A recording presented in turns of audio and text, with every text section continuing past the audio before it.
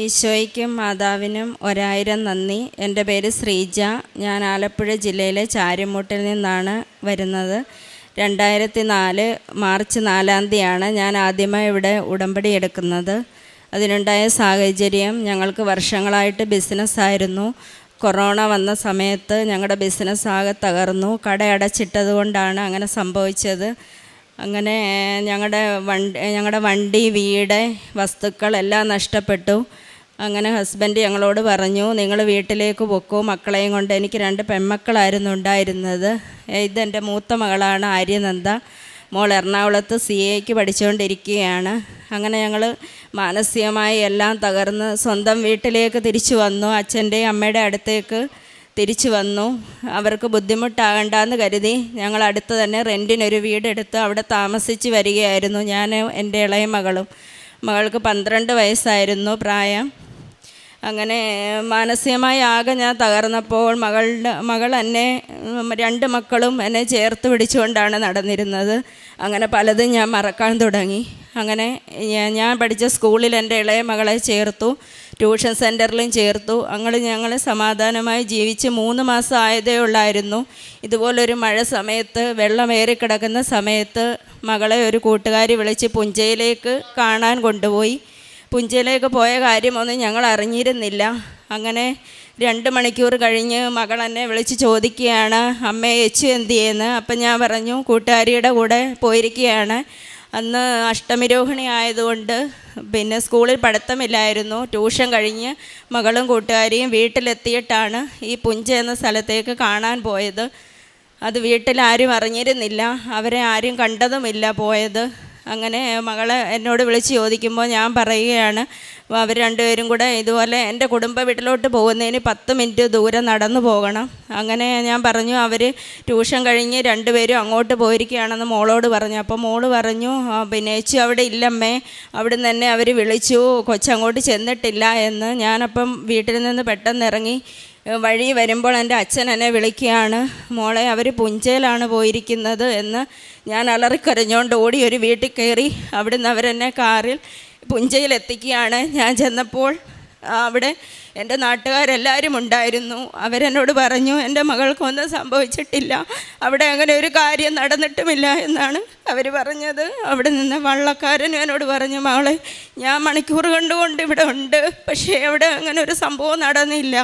ഞാൻ ഓടി നടന്നു, അവിടെ എല്ലാം വെള്ളത്തിൽ നോക്കി, എൻ്റെ മകളെ പക്ഷേ കണ്ടില്ല. അങ്ങനെ എല്ലാവരും എന്നെ സമാധാനിപ്പിച്ചുകൊണ്ടിരിക്കുമ്പോഴാണ് പോലീസും ഫയർഫോഴ്സും വരുന്നതും. അവർ ഓടി പുഞ്ചയിലോട്ട് ഇറങ്ങുകയും ആദ്യം ഒരു ഷൂ എടുത്ത് കാണിക്കുമായിരുന്നു അവർ, ഇതായിരുന്നോ മകളുടെ ഷൂ എന്ന്. എല്ലാവരെയും പോലെ കരയ്ക്ക് ഞാൻ നോക്കി നിൽക്കുകയായിരുന്നു. അപ്പോഴേ എനിക്ക് മനസ്സിലായി എല്ലാം നഷ്ടപ്പെട്ടെന്ന്. അങ്ങനെ ഫയർഫോഴ്സും പോലീസും ചേർന്ന് എൻ്റെ മകളെ എടുക്കുമ്പോൾ ബോധം കെട്ട് ഞാൻ വീണു. പിന്നെ ഞാൻ ഹോസ്പിറ്റലുകളിൽ കയറി ഇറങ്ങി. എൻ്റെ മകളുടെ ശരീരം ഞാൻ കണ്ടില്ല. എൻ്റെ ചിരിച്ചു പറഞ്ഞു പോയ മകൾ അങ്ങനെ കിടക്കുന്നത് കാണാൻ എനിക്ക് പറ്റില്ലായിരുന്നു. അങ്ങനെ എല്ലാം കൊണ്ട് ഞാൻ ആകെ തകർന്നു. അങ്ങനെ ഇരിക്കുകയാണ് എൻ്റെ ഹസ്ബൻഡിൻ്റെ പെങ്ങൾ എന്നോട് മാതാവിൻ്റെ കാര്യം പറയുന്നതും എനിക്ക് യൂട്യൂബിലെ വീഡിയോകളൊക്കെ അയച്ചു തരുന്നതും. പക്ഷെ മാനസികമായിട്ട് തകർന്നുകൊണ്ട് എനിക്ക് അതൊന്നും നോക്കാൻ എനിക്ക് സാധിച്ചില്ല. അങ്ങനെ എൻ്റെ ഹസ്ബൻഡ് വെളിയിൽ സൗദിയിലിരുന്നുകൊണ്ട് തന്നെ ഇവിടുത്തെ ഒരു സാക്ഷ്യം കാണാൻ ഇട വന്നു. അങ്ങനെ ഹസ്ബൻഡ് പെങ്ങളെ വിളിച്ച് പറഞ്ഞു, നീ നാളെ ശ്രീജയുടെ വീട്ടിൽ പോകണം. അവിടെ ചെന്ന് അവർ അച്ഛൻ്റെ അടുത്ത് പറഞ്ഞ്, പാറുവിനെയും ശ്രീജയും നീ കൃപാസനത്തിൽ വിളിച്ചുകൊണ്ട് പോകണമെന്ന് പറഞ്ഞു. അങ്ങനെ ചേച്ചി എന്നെ വിളിച്ചപ്പോൾ ഞാൻ പറഞ്ഞു, അച്ഛൻ്റെ അടുത്ത് പറയണ്ട, ഞങ്ങൾ വന്നോളാം ചേച്ചിയുടെ കൂടെ എന്ന് പറഞ്ഞു. അങ്ങനെ ചേച്ചിയുടെ കൂടെ ഞങ്ങൾ പിറ്റേന്ന് ഇവിടെ വരുമ്പം തന്നെ ഇവിടെ ഇങ്ങോട്ട് ബസ് ഇറങ്ങി വരുമ്പം തന്നെ എൻ്റെ മാനസിക നില ഓക്കെ ആയി. ഞാൻ ആകെ തകർന്ന് ഒരു മുറിയിൽ കിടന്നിരുന്ന ഞാൻ ഇവിടെ വന്നപ്പോൾ ഇതെല്ലാം കണ്ടപ്പോൾ ഞാൻ ചേച്ചിയോട് അങ്ങോട്ട് പറഞ്ഞു, ചേച്ചി ഞാൻ ഉടമ്പടി എടുത്തോട്ടെ? അപ്പോൾ ചേച്ചി പറഞ്ഞു, ശ്രീജയ്ക്ക് അതിന് സാധിക്കുമോ? പിന്നെ ഇവിടെ പ്രാർത്ഥനയൊക്കെ ഉണ്ട്, അത്രയും സമയം ശ്രീജയ്ക്ക് പറ്റുമോ? ഞാനപ്പോൾ ഒരു ഇഞ്ചക്ഷൻ രാവിലെ എടുത്തിട്ടാണ് വന്നത്. പിന്നെ സിസ്റ്റർമാരെന്നോട് പറഞ്ഞു, നേരെ വീട്ടിൽ പോയി കിടക്കണമെന്നാണ് പറഞ്ഞത്. അത് വകവെക്കാതെയാണ് ഞാനിവിടെ വന്നത്. പക്ഷേ ഇവിടെ വന്നപ്പം തന്നെ എൻ്റെ മനസ്സ് ശരീരം ഓക്കെ ആയി. ചേച്ചി എന്നോട് പറഞ്ഞു, ഞാൻ അങ്ങോട്ട് പറഞ്ഞു എനിക്ക് ഉടമ്പടി എടുക്കണം, മകൾക്ക് മാത്രമല്ല ചേച്ചി ഞാനും കൂടെ ഉടമ്പടി എടുത്തോട്ടെ. അപ്പോൾ ശ്രീജയ്ക്ക് സാധിക്കുമോ? ഞാൻ പറഞ്ഞു കുഴപ്പമില്ല, ഞാനും എടുത്തോളാം. അങ്ങനെ ഞാൻ അവിടെ വന്നു ഉടമ്പടി എടുത്തു. ഉടമ്പടി എടുത്ത് രാത്രി 10 മണിയായപ്പോഴാണ് വീട്ടിലെത്തിയത്. അതുവരെ എനിക്ക് യാതൊരു പ്രശ്നങ്ങളും ഉണ്ടായിരുന്നില്ല. ആ നിമിഷം തൊട്ട് ഇന്ന് വരെ എനിക്ക് അനുഗ്രഹങ്ങൾ മാത്രമാണ് ഇവിടെ നിന്ന് കിട്ടിയത്. ആ മാസം തന്നെ ഒരുപാട് കടമുണ്ടായിരുന്നു എനിക്ക്. 1,00,000 രൂപ ആ മാസം മാർച്ച് 25-ന് അടയ്ക്കണമായിരുന്നു. അങ്ങനെ തന്നെ എൻ്റെ കൂട്ടുകാരൊക്കെ സഹായിച്ച് ആദ്യം തന്നെ എനിക്ക് ആ പൈസ അടയ്ക്കാൻ പറ്റി. അത് ഞാൻ നിയോഗത്തിൽ വെച്ചതായിരുന്നു, എനിക്ക് ആ പൈസ അടയ്ക്കാൻ സാധിക്കണമെന്ന്. അത് നടക്കുമെന്ന് ഞാൻ ഒരിക്കലും കരുതിയതല്ല. പക്ഷേ ഇവിടെ ഞാൻ വന്നപ്പോൾ അത് ഉടമ്പടി വെച്ചതാണ്. അടുത്തത് ഞാൻ വെച്ചിരുന്നത്, എന്നെ ആ മുറിക്കകത്തിൽ നിന്ന് മാതാവ് എന്നെ വെളിയിലോട്ടൊന്ന് കൊണ്ടുവരണം, എനിക്കൊന്ന് എൻഗേജ്ഡ് ആവണം, എനിക്ക് ബിസി ആവണം. ഇതൊന്നും ഓർത്ത് എനിക്ക് ആ മുറിയിലിരിക്കാൻ വയ്യ. എല്ലാവരും പറഞ്ഞു, മൂത്ത മകള് ഉണ്ടല്ലോ നിനക്ക്, അതിനെ ഓർത്ത് നീ ജീവിക്കണം, പോയതെല്ലാം പൊക്കോട്ടെ, എല്ലാം തിരിച്ചു വരും എന്ന് പറഞ്ഞു. അങ്ങനെ ഞാൻ എൻ്റെ മകൾക്ക് പലവട്ടവും ഞാൻ ആ പുഞ്ചയിൽ പോയി ചാടാൻ ഒരുങ്ങിയതാണ്. പക്ഷേ എൻ്റെ മകളുടെ മുഖം ഓർമ്മ വന്നപ്പോൾ അവൾക്കെല്ലാം നഷ്ടപ്പെട്ടവളാണ്. അച്ഛൻ സ്ഥലത്തില്ല, അനിയത്തി നഷ്ടപ്പെട്ടു, സ്വത്തുവകകളെല്ലാം പോയി, വീടില്ല. ഞാനും കൂടെ നഷ്ടപ്പെട്ടാൽ അവളുടെ സ്ഥിതി എന്താകുമെന്ന് ഞാൻ ആലോചിച്ച് പലപ്പോഴും എനിക്കതിന് ചെയ്യാൻ എനിക്ക് സാധിച്ചില്ല. അങ്ങനെ എൻ്റെ ഹസ്ബൻഡ് പോകുമ്പോൾ ഒരു വണ്ടി ഒരാൾക്ക് കൊടുത്തിട്ട് പോയായിരുന്നു. എഗ്രിമെൻറ്റ് എഴുതിയാണ് കൊടുത്തത്, പേരിലാക്കി കൊടുത്തില്ല. അയാൾ ആ സമയമായപ്പോൾ പൈസ അടയ്ക്കത്തില്ല. എൻ്റെ മകളുടെ ഇതുകൊണ്ട് ഞാൻ ആളിനെ വിളിക്കുന്നില്ലായിരുന്നു. അതുകൊണ്ട് ആൾ പൈസ അടയ്ക്കാതെ ആ വണ്ടി കോഴിക്കോടിന് കടത്തുകയും ഞാൻ കൊണ്ട് കേസ് കൊടുത്തിട്ടൊന്നും ഒരു രക്ഷയുമില്ലായിരുന്നു. അപ്പോൾ ഞാനിവിടെ വന്ന് ഉടമ്പടിയിൽ മുകളിലിരുന്ന് എഴുതിക്കൊണ്ടിരിക്കുകയാണ്, ആ വണ്ടി എനിക്ക് തിരിച്ചു കിട്ടണം, ബാങ്കുകാരെന്നെ ശല്യം ചെയ്യുകയാണ്, ചേച്ചി പൈസ അടയ്ക്കണം, അതൊന്നും ഞങ്ങൾക്കറിയണ്ട, നിങ്ങൾ എഗ്രിമെൻ്റ് എഴുതിയല്ലേ കൊടുത്തേ, പേര് മാറ്റിയല്ലോ, അയാൾ പൈസ അടയ്ക്കുന്നില്ല. അപ്പം ഞാൻ മുകളിലിരുന്ന് അതിൽ ഉടമ്പടിയിൽ എഴുതിക്കൊണ്ടിരിക്കുകയാണ്, മാതാവേ എനിക്ക് ആ വണ്ടി എവിടെയാണെന്നെങ്കിലും അറിയിപ്പിക്കണേന്ന്.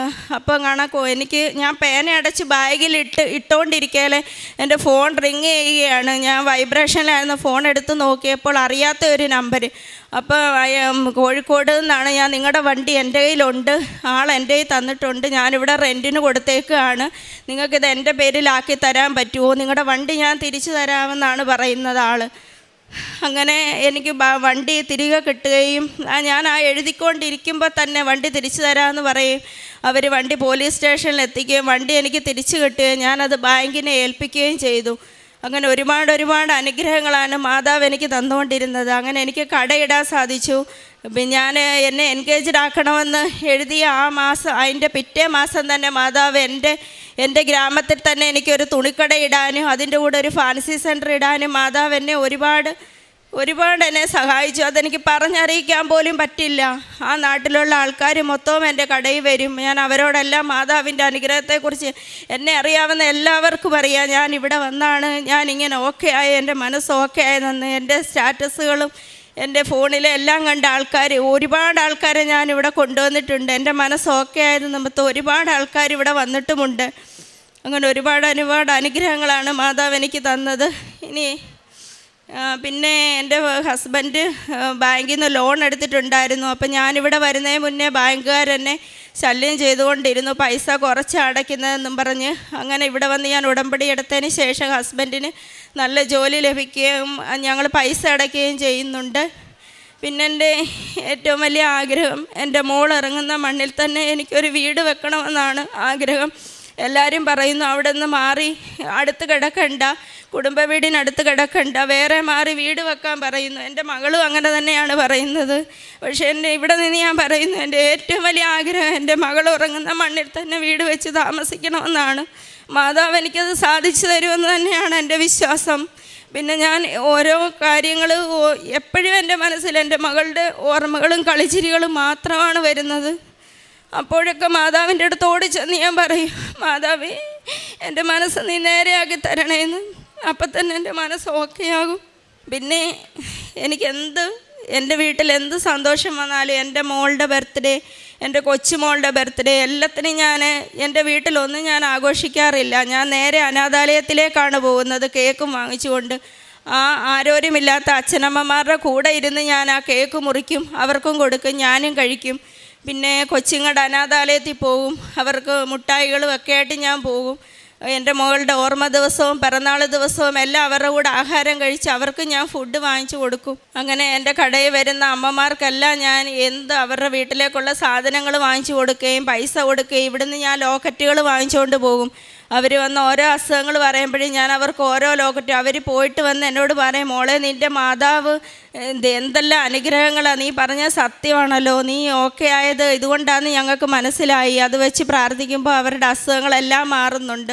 കൃപാസന പത്രവും ഞാൻ കടയിൽ വരുന്നവർക്കും കൊടുക്കും. ഞാനും എൻ്റെ മകളും റോഡിലിറങ്ങിയും കൊടുക്കും. അതുവഴി വരുന്ന സ്കൂൾ കുട്ടികൾക്ക് എല്ലാവർക്കും അറിയാം മാതാവിനെക്കുറിച്ച്. ഞാൻ എല്ലാവരോടും വാതോരാതെ പറയുകയാണ് മാതാവിൻ്റെ കാര്യം. സാക്ഷ്യം കേൾക്കാറുണ്ട് ഞാൻ. പ്രാർത്ഥന, രാവിലെ പ്രാർത്ഥന, വൈകിട്ട് പ്രാർത്ഥന, ഞാൻ ഉറങ്ങുമ്പോൾ പ്രാർത്ഥന. അപ്പോഴെല്ലാവരും എന്നോട് ചോദിക്കുകയും ചെയ്യും, നിനക്ക് എപ്പോഴും പ്രാർത്ഥനയാണോ എന്ന്. എപ്പോഴും ഞാൻ മാതാവ്, ഞാൻ രക്ഷപ്പെടില്ലായിരുന്നു. ഇവിടെ എത്തിയില്ലായിരുന്നെങ്കിൽ ഒരിക്കലും എൻ്റെ മനസ്സിങ്ങനെ ഓക്കെ ആകുമോ, ഞാൻ രക്ഷപ്പെടുകയോ ചെയ്യത്തില്ല. പക്ഷെ മാതാവ് എന്നോട് പലപ്പോഴായിട്ട് പറയുന്നു, എനിക്ക് എൻ്റെ മകളെപ്പോലെ ഒരു മകളെ എനിക്ക് കിട്ടുമെന്ന്. എന്താണെന്ന് എനിക്കറിയില്ല. പലപ്പോഴും എൻ്റെ മനസ്സിലേക്ക് മാതാവ് അങ്ങനെ വന്ന് പറയുന്നുണ്ട്. ഞാനത് പലരോടും പറയുന്നു, എൻ്റെ അമ്മയോടും എൻ്റെ മോളോടും ബന്ധുക്കളോടും പറയുക. മാതാവ് എന്നോട് പറയുക, എനിക്ക് എൻ്റെ മോളുടെ കൂട്ടെന്ന് വെച്ചാൽ, ആ മോളെന്ന് വെച്ചാൽ എന്ത് സാധനം ഉണ്ടായാലും എൻ്റെ വായി വെക്കാതെ ആ മോള് കഴിക്കില്ല. പ്രത്യേകതരം ഒരു കുഞ്ഞായിരുന്നു അവൾ. എനിക്കിഷ്ടമല്ലാത്ത സാധനമായാൽ പോലും എൻ്റെ വായിക്കകത്ത് കുത്തിക്കയറ്റി വെക്കുമ്പോൾ എൻ്റെ അച്ഛൻ എൻ്റെ മോളെ വഴക്ക് പറയാറുണ്ട്. അതുപോലൊരു മോളെ എനിക്ക് പറയാൻ വാക്കുകളില്ല. എല്ലാത്തിനും മാതാവിനോട് ഞാൻ നന്ദി പറയുകയാണ്. ഇനി എൻ്റെ മോൾക്ക് കൊടുക്കാം. എൻ്റെ പേര് ആയിരുന്നെന്താ. ഞാൻ എറണാകുളത്ത് CAക്ക് പഠിക്കുകയാണ്. മാതാവിൻ്റെ അനുഗ്രഹത്താൽ എനിക്ക് CA ഇൻ്റർ എക്സാം പാസ്സാവാൻ സാധിക്കുകയും ആർട്ടിക്കിൾഷിപ്പിന് കയറാനായിട്ട് സാധിക്കുകയും ചെയ്തു. മാതാവിൻ്റെ കാശുരൂപം കൊണ്ടാണ് ഞാൻ എക്സാം സെൻറ്ററിൽ പോവുകയും എക്സാം സെൻറ്ററിൽ ഉപ്പ് വിതറുകയും ചെയ്തു. മാതാവ് എക്സാം എഴുതുമ്പോൾ എൻ്റെ കൂടെ ഉള്ളതുപോലെയാണ് തോന്നുന്നത്. അറിയാത്ത ക്വസ്റ്റ്യൻസ് ആണെങ്കിൽ പോലും എനിക്ക് മാതാവ് പറഞ്ഞു തന്ന് ഞാൻ എഴുതുന്ന പോലെയാണ് തോന്നുന്നത്. എനിക്ക് റിസൾട്ട് വരുമ്പോൾ ഞാൻ മാതാവിനോട് പ്രാർത്ഥിച്ചു, മാതാവിൻ്റെ ഒരു അത്ഭുതം ആ എക്സാം മാർക്ക് ലിസ്റ്റിൽ കാണണേന്ന്. അതേപോലെ തന്നെ എനിക്ക് കറക്റ്റ് 150 മാർക്ക് തന്നാണ് മാതാവ് എന്നെ പാസ്സാക്കിയത്. രണ്ടാമത്തെ എക്സാമിൽ എനിക്ക് അതിനുശേഷം 2 പേപ്പറിന് 2 എക്സംഷൻ തന്ന് മാതാവ് എന്നെ പാസ്സാക്കുകയും ചെയ്തു. അതിനുശേഷം എന്നെ നല്ലൊരു ഫേമിൽ ഇൻ്റർവ്യൂവിന് ചെയ്യുന്നപ്പോൾ അങ്ങനെ നല്ലൊരു ഫേമിൽ എനിക്ക് കയറാനാക്കുകയും സാധിച്ചു. അതിനുശേഷം എൻ്റെ അമ്മയുടെ മനസ്സൊന്ന് ഓക്കെ ആവാൻ വേണ്ടിയാണ് ഞാനിവിടെ ആദ്യമേ ഉടമ്പടി എടുക്കാനുള്ള കാരണം. ഞാൻ എറണാകുളത്ത് പോകുമ്പോൾ അമ്മ ഒറ്റയ്ക്കാവുമോ, അമ്മ എങ്ങനെയാണെന്നുള്ള മാനസിക ഇതിലായിരുന്നു ഞാൻ. എന്നാൽ മാതാവിൻ്റെ അടുത്ത് എത്തിയതിന് ശേഷം അമ്മയ്ക്ക് ഒരുപാട് മാറ്റം ഉണ്ടായി. പഴയതുപോലെ ഒന്നും അല്ല ഇപ്പം അമ്മ. നല്ല മാതാവുമായിട്ടുള്ള ഇതിൽ കാരണം അമ്മയ്ക്ക് നല്ല അനുഗ്രഹങ്ങളും എല്ലാമായി അമ്മയുടെ മനസ്സ് നല്ലപോലെ ഓക്കെ ആയി. അത് കാരണം മാതാവിനും ഈശോയ്ക്കും 1000 നന്ദി.